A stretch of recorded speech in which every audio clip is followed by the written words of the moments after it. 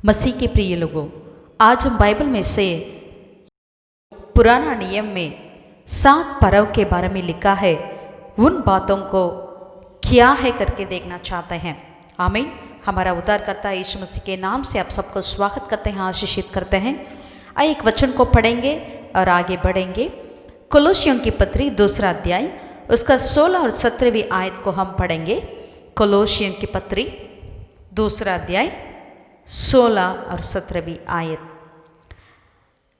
इसलिए खाने पीने या पर्व या नई चांद या शब्द के विषय में तुम्हारा कोई फैसला ना करें, क्योंकि ये सब आने वाली बातों की छाया है, पर मूल वस्तुएं मसीह की है।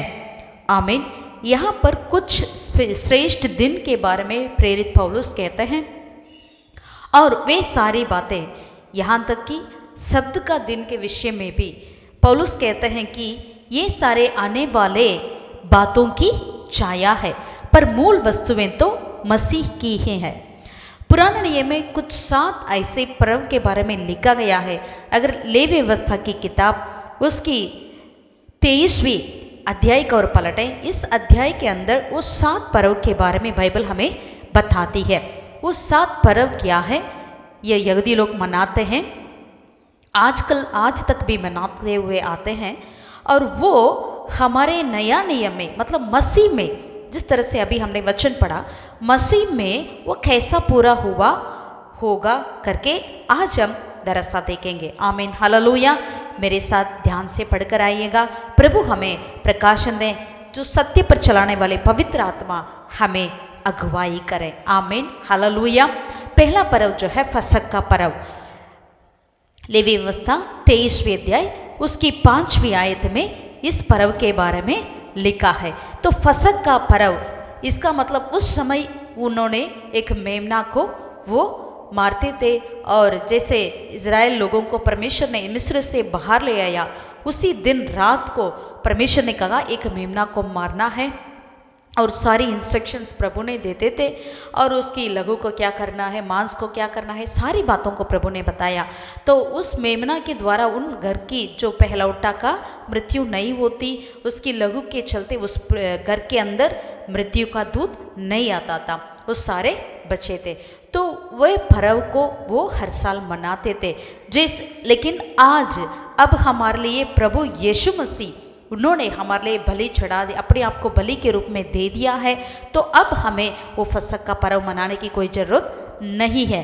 वो यीशु मसीह की अपने जान को जो क्रूस पे दिया, वहाँ पर वो पूरी होती है। जैसे कोलोसियों की 2 अध्याय 17वीं आयत में पौलुस कहते हैं, पर मूल तो प्रभु मसीह की है।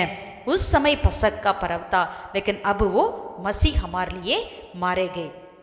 आमीन, हालेलुया। और दूसरा पर्व है अख़मीरी रोटी का पर्व।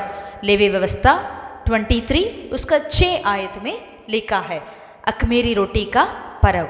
तो यहाँ पर वो अख़मीरी रोटी के समान, मतलब उसकी एक वो छाया था।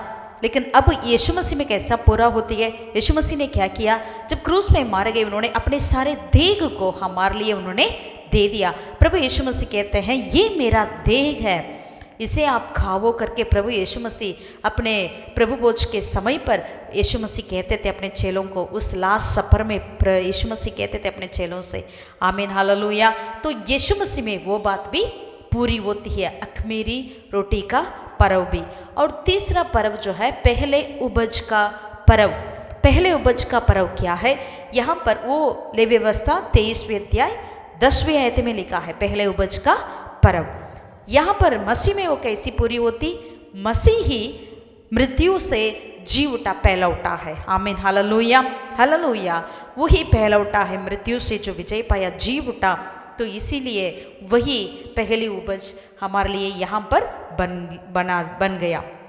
और चौथा है पेंतकोस्ते का पर्व। पेंतकोस्ते का पर्व करके पुराना नियम में नहीं है, लेकिन 50वें दिन में उन्होंने एक पर्व को मनाते थे।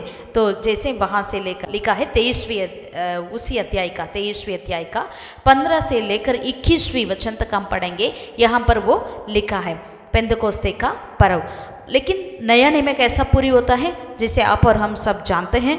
मतलब प्रेरितों के काम 2 अध्याय में पेंतेकोस्ते का दिन, इसका मतलब 50वीं दिन जब आए थे तो पवित्र आत्मा ने उंडेला गया। यीशु मसीह के पुनरुत्थान के बाद जब 50वीं दिन में वो पवित्र आत्मा उंडेला गया, वही है पेंतेकोस्ते का पर्व। और 5वीं पर्व क्या है, यहाँ तक पूरा हो गया है, यीशु मसीह में बिल्कुल परफेक्टली पूरा हो गया है। अभी 5, 6 और 7 ये तीनों पर्व वो क्या है, आइए देखेंगे। 5वीं है जो है नरसिंगे का पर्व, जो नरसिंगे फूकने का वो पर्व वो मनाते थे। वो 23वीं अध्याय, लेवी व्यवस्था 23वीं अध्याय का 24 वचन में लिखा है। लेकिन वो हमारे अभी मसीह में कैसी पूरी होगी, मसीह की आगमन में वो पूरी होती है। हालेलुया। नरसिंगा फूका जाएगा, जैसे प्रकाशित वाक्य में हम देखते हैं नरसिंगा फूका जाएगा, प्रभु यीशु मसीह की आगमन के बारे में वहाँ पर हम पढ़ते हैं। और 6वीं पर्व क्या है, वो है प्रायश्चित का पर्व। प्रायश्चित का पर्व अभी हमारे इसमें कैसा पूरी होती है, अभी लेवी व्यवस्था वो वचन लिखा है, लेवी व्यवस्था 23वीं अध्याय का 27वीं आयत में लिखा है प्रायश्चित का पर्व। लेकिन अब जो यीशु मसीह की आगमन के बाद जो गुप्त आगमन मतलब कलीसिया उठा ले जाने के बाद जो 7 साल का उपद्रव का समय जो आती है, वो समय जो है ये प्रायश्चित का समय है, वो प्रायश्चित का पर्व के समानता की बोला गया है। और 7वीं जो है, और 7वीं और अंतिम वो पर्व जो है झोपड़ियों का पर्व, 23वीं अध्याय लेवी व्यवस्था उसकी 42 में 42 में लिखा है।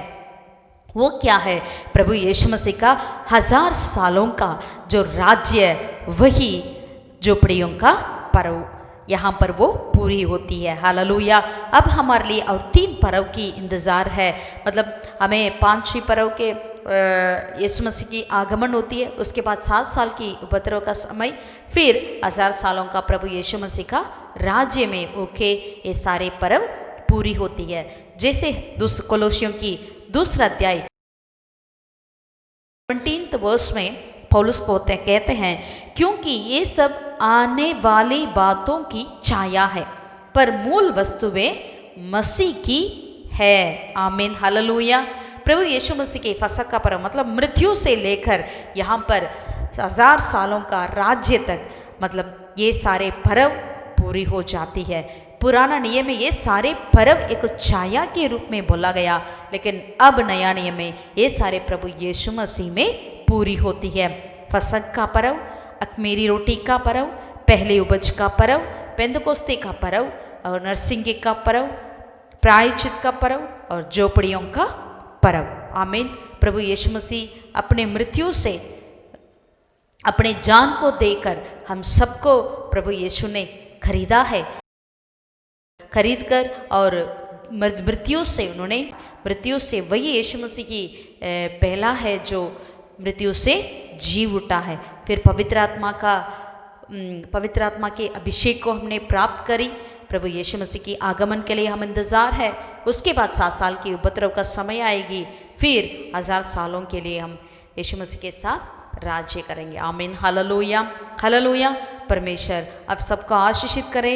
ये वो सारी पर्व जो है वो एक छाया है, लेकिन वो मूल बात प्रभु यीशु की है। आजकल हमारे जीवन में भी ऐसे कई पर्व हो जाती है, लेकिन हमें यीशु मसीह को ही हर कार्य में, हर बातों में यीशु मसीह को ही हमें प्रथम स्थान देना है।